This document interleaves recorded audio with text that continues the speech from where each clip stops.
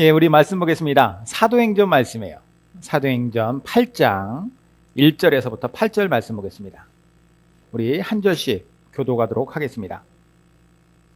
사울은 그가 죽임당함을 마땅히 여기더라. 그날에 예루살렘에 있는 교회에 큰 박해가 있어 사도 외에는 다 유대와 사마리아 모든 땅으로 흩어지니라.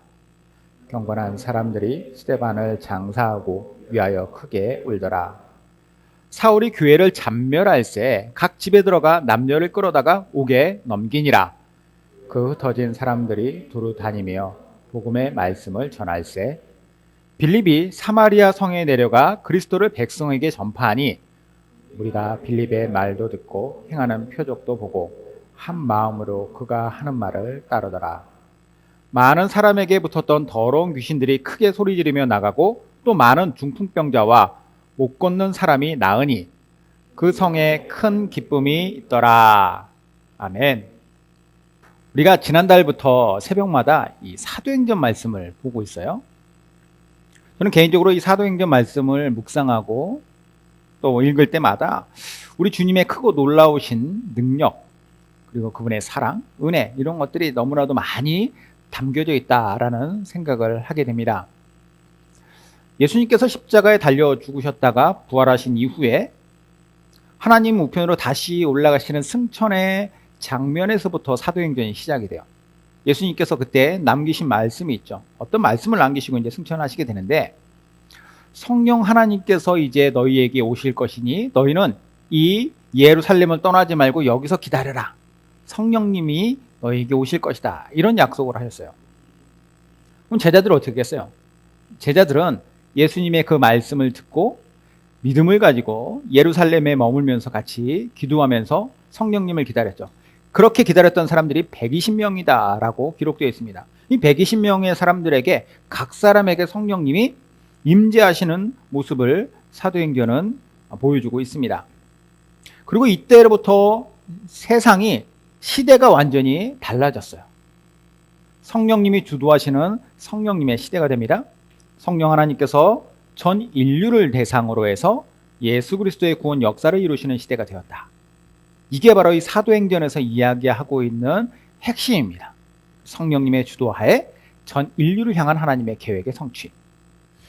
자, 이를 실현하시기 위해서 성령님이 어떻게 하시느냐? 먼저 제자들을 변화시키셨어요. 성령님이 임재하신 그 제자들, 아까 말씀드렸던 그 120명이 변화되는 것이죠. 그리고 그들로 하여금 예수 그리스도를 전파토록 하십니다. 이렇게 예수님이 막 전파가 될 때, 특별히 베드로 같은 경우에 성령 충만한 가운데 설교를 하니까 그 말씀을 듣고 얼마나 많은 사람들이 변화되었느냐. 두 번의 설교를 통해 5,000명이나 되나, 남자만 5,000명이다 했으니까 뭐 여자와 아이들까지 하면 훨씬 더 많은 숫자겠죠. 수많은 사람들이 예수님을 믿고 변화가 됩니다. 그리고 이때부터 새로운 시대가 돼요. 어떠한 것이 이때부터 생겨나느냐? 초대교회 공동체가 형성이 돼요. 초대교회가 시작이 돼요. 초대교회 공동체가 시작이 되면서 그 초대교회 공동체 안에 소속되었던 사람들의 마음을 한번 생각해 봤습니다. 그들의 마음은 어땠을까? 항상 모였을 때마다 그들이 이야기하는 것들은 매일매일이 은혜였을 것 같아요. 직접 예수님과 3년 동안 동고동락했던 제자들을 통해서 예수님의 이야기를 그들이 들었을 거 아니에요, 사람들이. 그러면 그때마다 얼마나 큰 위로와 또 예수님께서 말씀하셨던 그 일이 실제로 성취되었다라는 사실, 그리고 앞으로 이루어질 구원의 역사가 얼마나 크고 위대하게 그들에게 느껴졌을까, 이런 생각을 한번 해봤습니다. 자, 그런데 이 행복이 얼마 가지 못해요. 얼마 지나지 않아서 이 초대교회는 내부적인 문제와 그리고 밖에서부터 그들에게 닥쳐오는 외부적인 박해가 시작이 됩니다. 먼저 내부적인 문제, 갈등이 생겨났는데요. 워낙에 그 공동체가 이제 커졌기 때문에 수많은 사람들이 같이 그 안에 소속됐을 거 아니에요. 그럼 그들 중에는 부자인 사람들도 있었을 것이고 신분이 높은 사람도 있었겠지만 반대로 가난하고 신분이 낮은 사람들도 있었을 겁니다. 그들 중에 과부들이 있었어요. 가난한 과부들. 그 과부들을 돕는 데 있어서 갈등이 생겨났다라는 기록이 나옵니다. 그러니까 저는 이걸 보면서 이런 생각했어요. 이 지구상에 존재했던 모든 교회들의 가장 첫 번째 모습이 가장 이렇게 출발점이 바로 이 초대교회인데, 이 초대교회에서부터 그 내부적인 갈등이 있었다라고 하는 것은 그 이후에 있었던 모든 교회들에도 당연히 갈등이 있을 수 있다라고 하는 그런 어떻게 보면은 근거가 되겠다라는 생각을 했어요. 그러니까 인간이 모인 곳이기 때문에 교회라는 곳은 아무리 거기가 충만하고 막 좋아도 어쩔 수 없이 갈등의 요소들은 항상 있을 것이고 그 갈등이 표출될 수도 있다라는 거예요. 자, 구체적인 내용은 교회 안에 과부가 있었는데 그 과부들 중에서도 또 두 부류로 나뉘었어요. 헬라파 과부와 히브리파 과부. 예. 그러니까 헬라파 과부는 누구냐면 디아스포라. 그러니까 외국에서 살다가 남편을 여의고 그래가지고 이제 이쪽 지역에 와서 살게 된 과부들일 것이고, 히브리파 과부는 이제 원래부터 그 지역에 살던 그런 과부들이었겠죠. 자, 이런 여인들이 있었을 때 교회는 그 여인들을 도울 거 아니에요? 예. 그 여인들을 돕는 데 있어서의 문제가 생긴다라는 겁니다. 갈등이 어떻게 생겼느냐? 헬라파 과부들이 히브리파 과부들에 비해서 소외가 됐다라는 거예요. 도울 때 사람이 하는 일이라서 어떻게 보면 팔이 안으로 굽는 것처럼 내가 알고 있었던 원래 이 유대 지역에 살던 그런 여인들을 외국에서 살다가 온 여인들에 비해서 조금 더 도와줬던 것 같습니다. 그러니까 사람이라는 것이 공평하게 혹은 나를 조금 더 대우해주면 나는 그거는 그냥 넘어갈 수 있지만, 남은 더 대우해주면서 똑같은 과부인데 왜 쟤만 더 도와주고 나를 안 도와주냐라고 했을 때는 그게 큰 어떻게 보면은 서운함으로 다가올 수 있다는 거죠. 그래서 이 문제가 불거지고 이게 안에서부터 골마 터진 거예요. 자, 이런 갈등은 어떻게 보면 참 당혹스러운 일이었을 거예요. 아까 얘기했잖아요. 초대교회 시대 때 사람들이 은혜 받고 이제 예수 믿게 된 사람들이 항상 모였을 때마다 그들 가운데서 이야기되는 것들은 기쁨과 행복이었을 텐데, 이 기쁨과 행복을 방해하는, 저해하는 요소, 갈등이 생겼다. 당혹스러웠겠죠. 그런데 이 당혹스러운 일은 어떻게 결말로 이어지느냐, 어떤 결말을 낳게 되냐면은 이게 오히려 매우 좋은 결과를 얻게 하는 데 있어서의 어떤 그 숨기는적인 역할을 해요. 왜냐하면 이를 계기로 해서 제자들은, 사도들은요, 말씀과 기도 사역에 전념하도록 하고, 그리고 과부를 돕는다든가 교회 살림을 하는 데 있어서는 그 일을 잘할 수 있는 사람들을 집사라고 하는 직분으로 새롭게 세우게 됩니다. 그러니까 조직이 갖춰진 거예요, 조직이. 그 전에는 약간 주먹구구식으로 했었다면 이제는 조직이 갖춰지면서 이것이 공동체, 못해도 10,000명은 되었을 공동체가 이렇게 같이 유기적으로 움직일 수 있게 되었다라는 거예요. 그렇다고 해서 집사들이 그냥 뭐 일만 했던 건 아닙니다. 그들을 선별하는 기준이 있었어요. 뭐냐면 그들이 사람 지혜롭고, 그리고 또 하나 중요한 요소가 뭐였냐면 영적으로 탁월하며, 그리고 그들이 사람들에게 칭찬을 받는 덕성이 있습니다. 그러니까 지성과 영성과 덕성을 갖춘 사람들이 집사로 뽑히게 되었고, 이게 7명이 그렇게 뽑히게 됩니다. 그들이 열심히 교회를 도왔어요. 자, 이렇게 해가지고 문제는 해결되고 더 좋은 방향으로 잘 이끌림 받고 있었는데, 그러다가 아까 말씀드렸던 외부적인 핍박이 그들에게 가해지기 시작을 합니다. 그것이 어디에서 시작되냐면 집사들 중에 한 명에게 어떤 문제가 생김에 의해서 생겨났어요. 이게 뭐냐면 7집사들 중에서 스데반이라고 하는 집사가 있었는데, 이 스데반이라고 하는 사람이 교회 안에서 아까도 말씀드렸다시피 그냥 교회 안에서만 일만 한 것이 아니라 외부에 나가서 뭐 전도도 하고 그랬을 거 아니에요.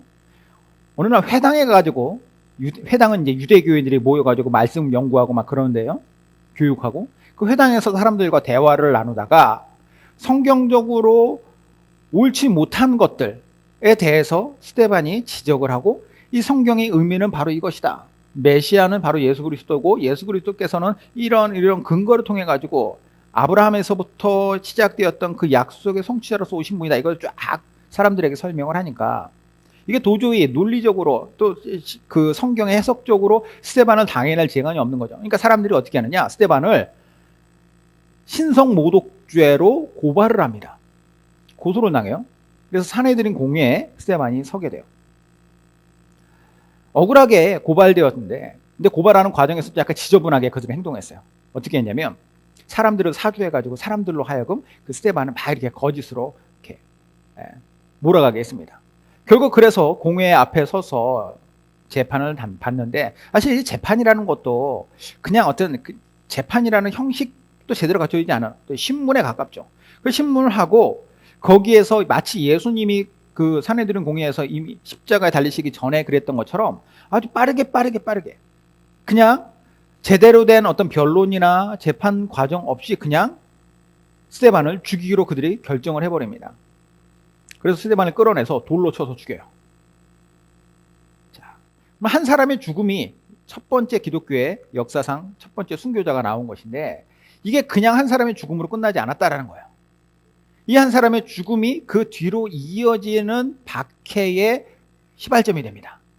그리고 그 박해의 시발점에 중심에 서 있는 사람이 누구냐? 오늘 본문에 나오는 8장 1절에 사울은 그가 죽임당함을 마땅히 여기더라 라고 얘기하고 있죠. 사울이 어떻게 그 죽임을 생각하고 있었는지 한번 볼까요? 예.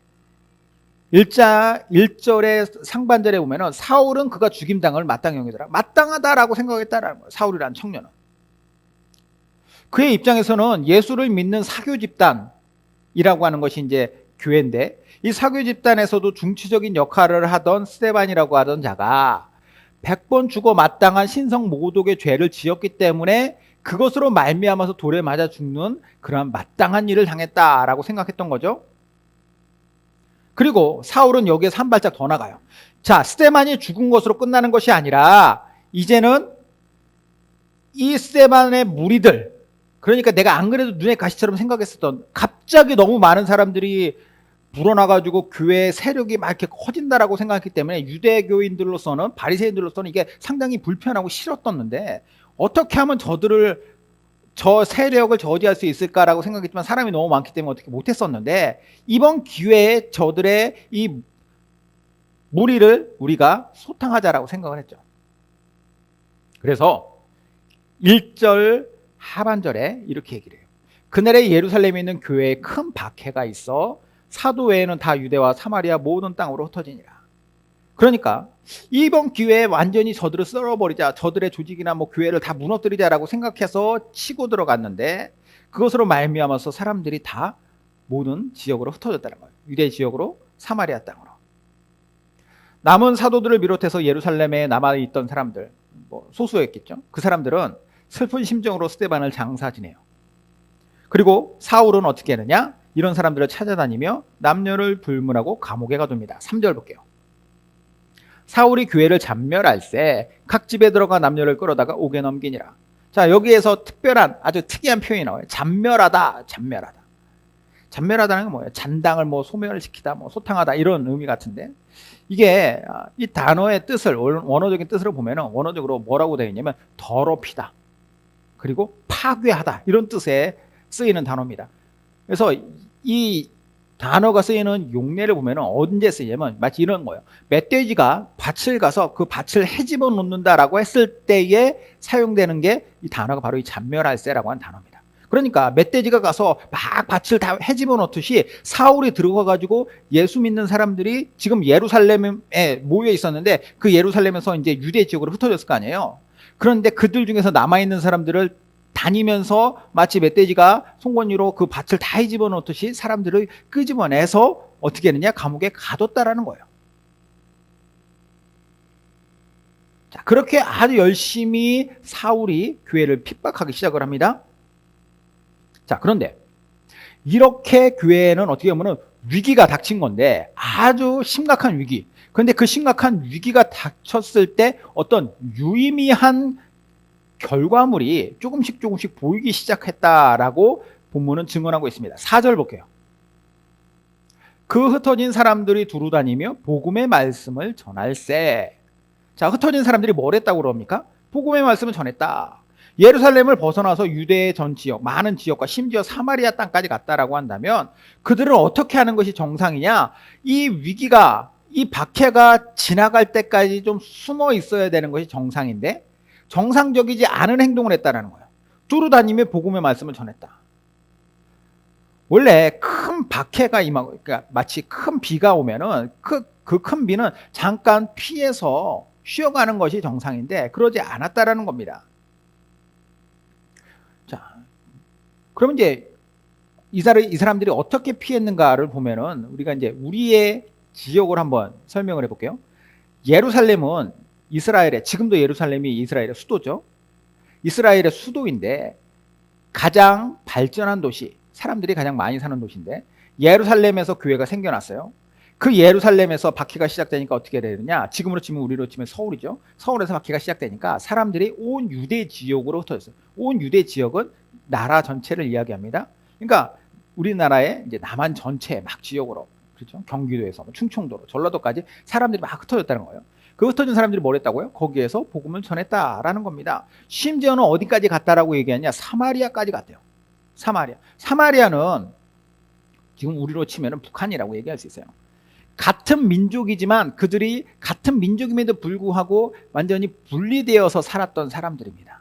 그러니까 다른 나라예요. 다른 나라. 지금은 뭐 북한을 가고 그러지 못하지만 이 당시에는 이제 국경이라는 거 하는 그 자체가, 개념 자체가 없는 시대였기 때문에 그냥 분리돼서 살았던 그 사마리아 땅까지 들어갔다라는 거예요. 예수님을 믿은 지 얼마 안 된 사람들입니다.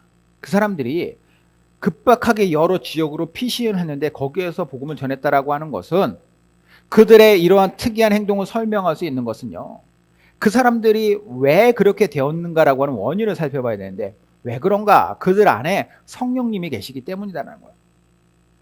그들이 성령님이 그 안에 계심고 또 성령 충만이라고 하는, 성령님께 충성하는, 성령님의 의도에 자신의 삶을 맡겨서 따라가는 일이 있었기 때문에 그 일이 가능했던 거죠. 왜냐? 그 흩어졌던 사람들이 못해도 수천 명은 됐을 텐데 그 사람들이 그들 중에서 뭐 몇 명이 이렇게 했더라가 아니라 모든 곳에서 그런 현상이 일어났다라고 하는 것은 성령님의 역사가 아니면 설명할 수 없는 일이에요. 자, 그런데 이런 일들이 일어났던 지역 중에서 특이한 지역이 아까 말씀드렸던 사마리아라고 하는 지역인데, 유대인들은 사마리아 그 지역에 안 가요. 아예. 그들하고는 상종을 안 했기 때문에 개 취급했거든요. 그런데 이제 유대인들이 그쪽으로 간 거잖아요.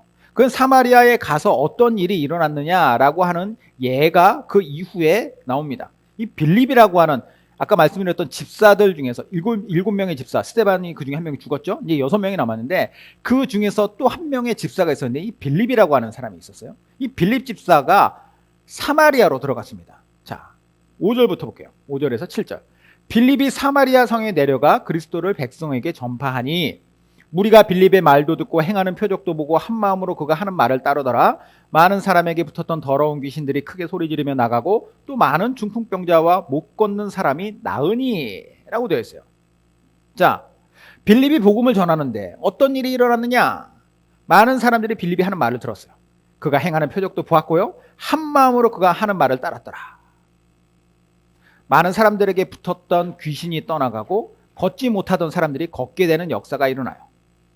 자, 귀신이 떠나고 병이 낫게 되는 이제 표적, 뭐 이적, 자, 이런 일들은 주로 복음이 처음 전해지는, 그러니까 전혀 복음에 대한 선지식이 없는 지역에 복음이 처음 전해질 때 자주 일어나는 현상입니다. 이런 현상들을 통해서 사람들의 마음을 열고 그 열린 마음에 복음이 선포되었을 때 이제 복음이 막 그곳에서 폭발적으로 일어나게 되는 것이죠. 이게 성령님의 방식이었어요. 우리나라도 그랬습니다. 선교 초기, 우리나라 선교사가 처음 들어왔을 때는 많은 이적에 대한 어떤 기록들이 남아있어요. 왜 그러느냐? 여기에서 나오는 똑같은 거예요. 이런 방식으로 성령님이 일하시기 때문에. 자, 이때에 앞으로 조금 더 시간을 거슬러 올라가면 불과 얼마 전에 베드로와 요한이 뭘 했냐면 성전으로 기도하러 제9시에 올라가다가 그 올라가던 길에 40대의 안진뱅이 거린을 만났어요. 그가 자신에게 구걸하는 것을 봤을 때 베드로가 뭐라고 얘기합니까? 금과 은은 나에게 없지만, 은과 금은 나에게 없지만 내게 있는 것은 내게 주노니 곧 나사렛 예수의 이름으로 일어나 걸어라 하고 했더니 그 사람이 걸었다라고 하는 기록이 나오죠. 그 일 때문에 사실 수많은 사람들이 몰려가지고 그 베드로의 이야기를 듣고 그 성령 충만한 베드로의 이야기를 들은 다음에 사람들이 회개하고 회심했을 때 5,000명이나 되는 사람들, 남자만 5,000명, 그 사람들이 예수님 믿게 된 거거든요. 그러니까 이 초대교회 시대 때 많은 표적이 일어났고 그 표적은 결국 어디로 향하게 되냐면 그냥 병 나은 것에서 끝나는 것이 아니라 사람들이 예수 믿게 하는데 이 일이 사용되었다라는 거예요. 자, 빌립 집사가 그곳에서 그 목적에 합당하게 행동합니다.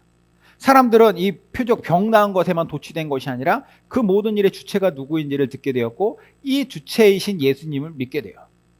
결과적으로 어떤 일이 발생했다라고 얘기하냐면 8절 한번 볼게요. 그 성에 큰 기쁨이 있더라. 만약에 병이 낫고 귀신이 떠나간 것만으로 기쁨이 있었다라고 한다면 그 자신과 당사자 혹은 가족과 아니면 친구나 친지들 요 정도의 기쁨으로 끝날 수 있었는데 온 성 안에 기쁨이 있었다라고 얘기한다라고 하면 그냥 단순히 병 나은 거 표적이 중요한 게 아니라는 거죠.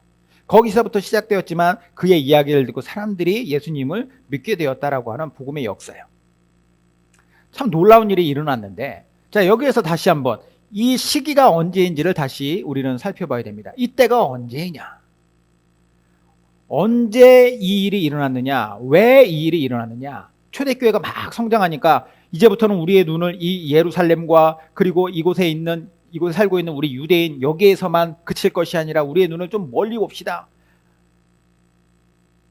우리가 교회가 이제 확장이 되고 있으니까 우리가 복음을 전하기 위해서 우리 민족 같은 민족이었지만 수백 년간 우리가 원수처럼 지내면서 그러면서도 가까이 살고 있었던 그래서 같은 언어를 사용하고 있는 저 사마리아 사람들에게 먼저 복음을 전했으면 좋겠습니다. 그러기 위해서 빌립을 보냅시다. 해가지고 시작된 게 아니라는 거예요. 어떻게 시작되었느냐? 스데반의 순교라고 하는 전혀 예상치 못했던 일이 발생했고 그것으로 말미암아서 마치 이렇게 뚝의 한 부분이 딱 터진 것 이후에 와르르 무너진 것처럼 갑자기 밀려들었던 박해의 세력에 의해서 그들이 어쩔 수 없이 그 지역을 벗어났고 그리고 그 벗어나는 과정에서 온 유대뿐만이 아니라 사마리아까지 들어갔으며 그 사마리아에서도 멈추지 않고 다른 곳에서 했던 것과 마찬가지로 예수 그리스도의 복음을 전했더니 거기에서 예수님을 믿는 사람들이 나왔다라는 거예요. 여기서 우리는 예수님의 말씀 하나를 다시 한번 돌아봐야 될 것 같습니다. 예수님이 하셨던 말씀, 어떤 말씀이 있느냐?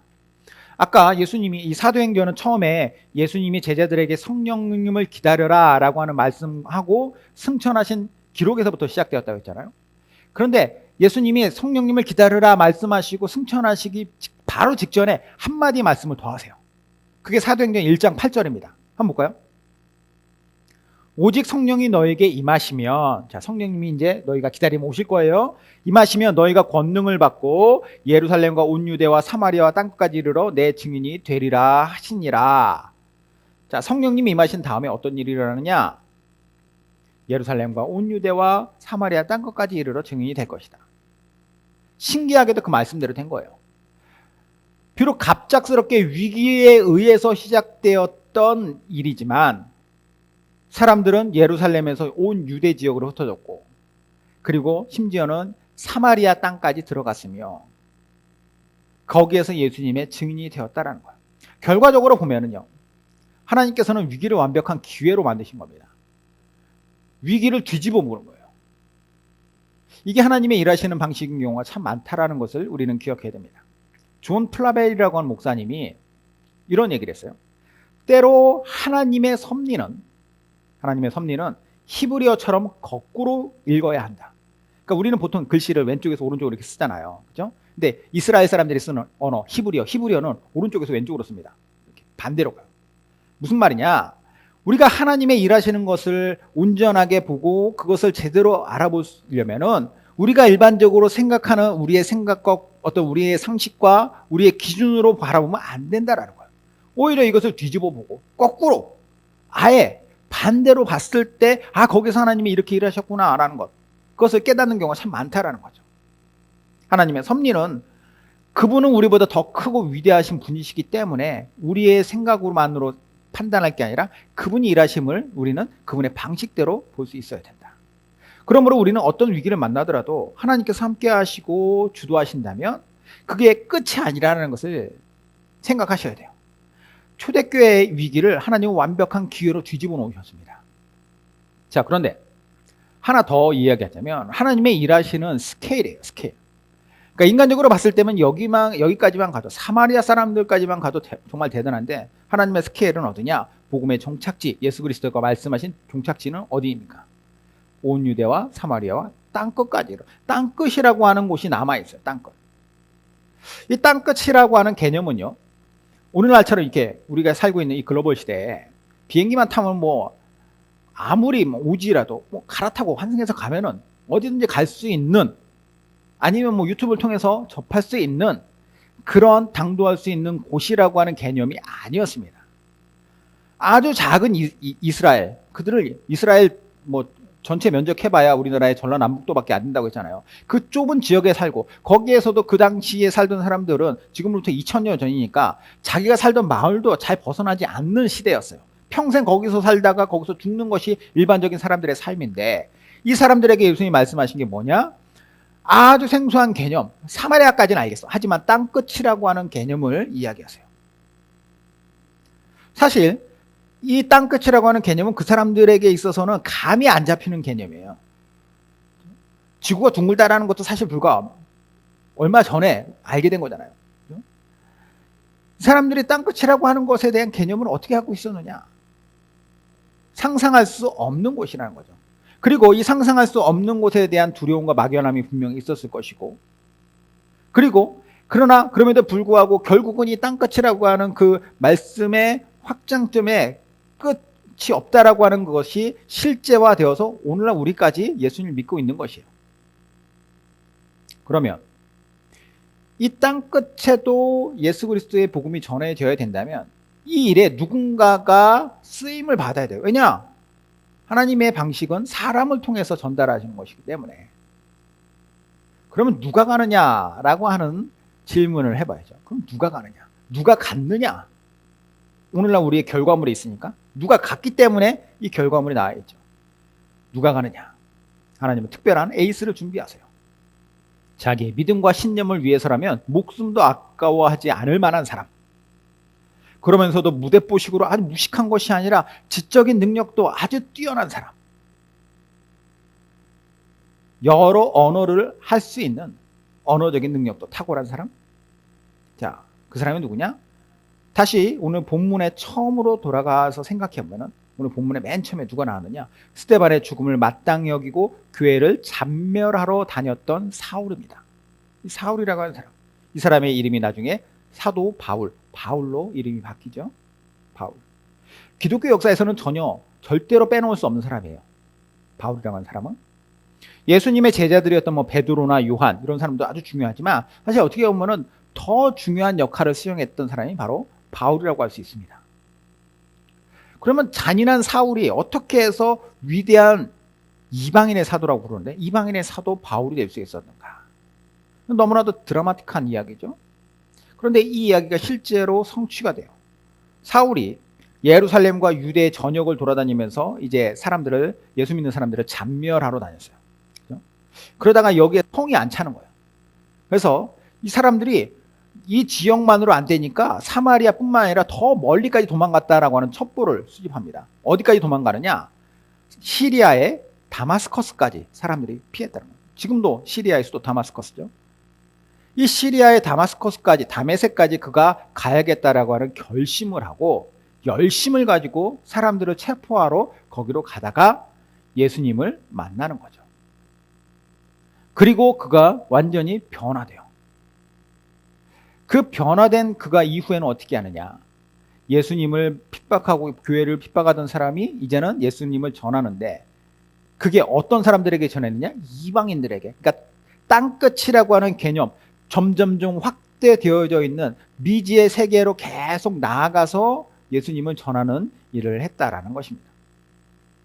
그리고 거기에서 복음을 전하고 교회를 세우고 거기에 목회자를 세우고 떠났다가 나중에 거기에 다시 편지를 쓰고 다시 뭐 방문도 하지만 방문하지 못하는 곳에도 편지 썼죠. 예를 들어서 한 번도 가지 못했던 로마에는 로마서라고 하는 편지를 쓰고, 고린도 교회에다 고린도 전후서를 보내고, 갈라디아 교회도 갈라디아서, 에베소도 에베소서라고 하는 편지를 보내고, 빌립보, 뭐 골로새, 데살로니가, 그리고 개인적으로 보내는 편지는 뭐 디모데나 디도 이런 사람들에게는 디모데 전후서, 디도서 같은 편지를 쓰고, 빌레몬의 주인에게 종이었던 빌레몬의 손에 들려서 빌레몬서를 들려서 보냅니다.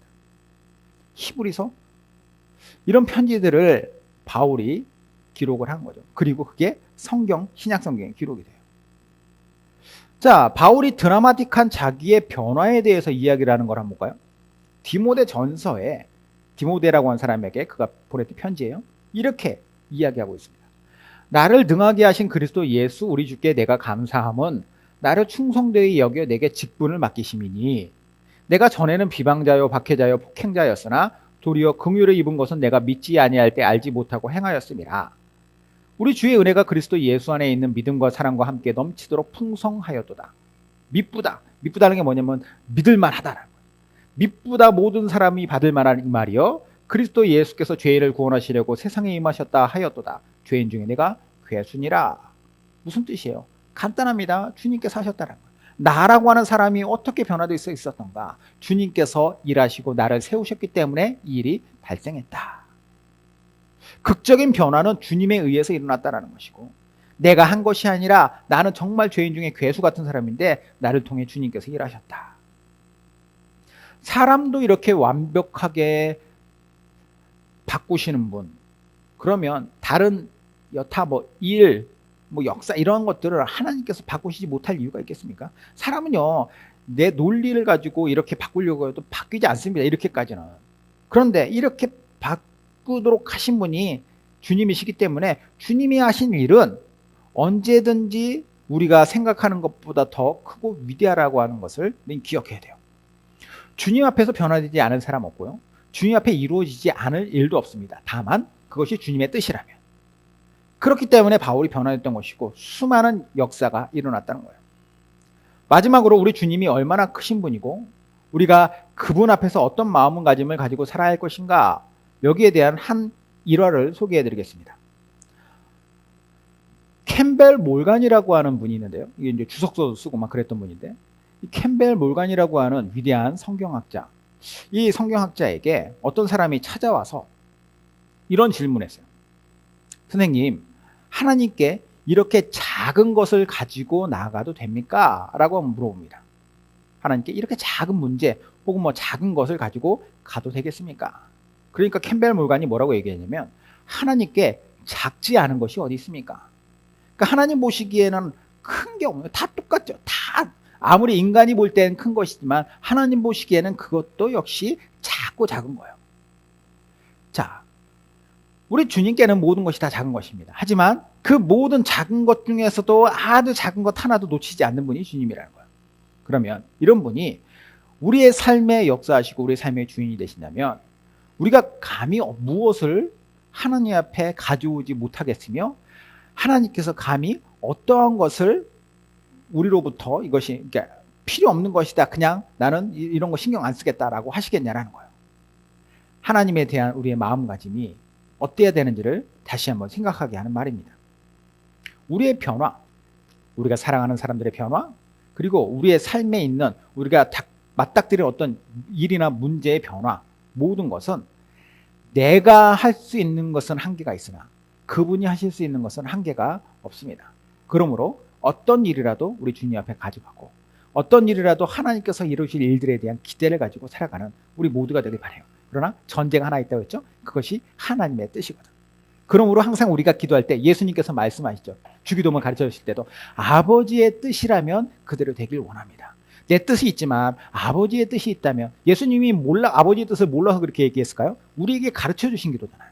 아버지의 뜻이라면, 즉 내가 아버지 뜻에 합당하기 원합니다. 하나님의 뜻 가운데서 내가 살아가기 원하고 하나님께서 그 능력과 뜻으로 나의 삶을 인도해 주십시오 라고 하는 고백이라는 거예요.